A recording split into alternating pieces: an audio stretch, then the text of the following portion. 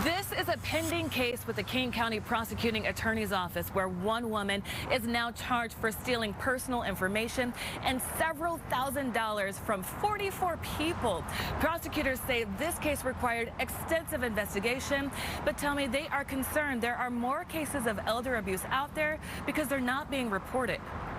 In the fight against elder abuse in King County, these three prosecutors are leading the battle towards justice. People who are being victimized are our parents and our grandparents and our friends, and they will be us in the future. And as a society, we care. I hope we care about that. There were nearly 13,000 cases of elder abuse reported in King County in 2022, most commonly financial exploitation and neglect.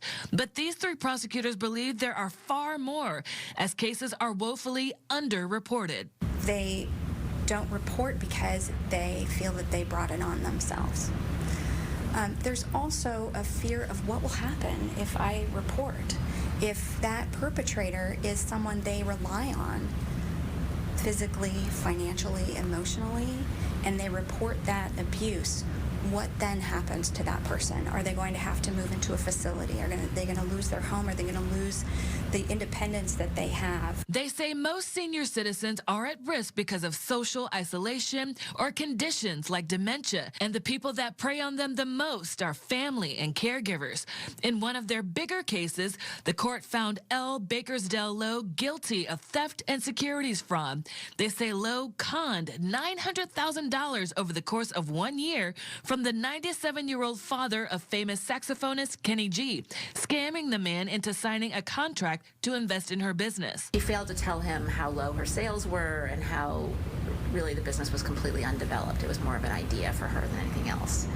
But he was aging, he'd lost his wife, he was no longer working, and he'd really lost his identity, which I think happens to a lot of the older male victims that we see. Prosecutors provided this list of luxury items Lowe spent the money on, from designer clothes to cars, cosmetic procedures, and vacations.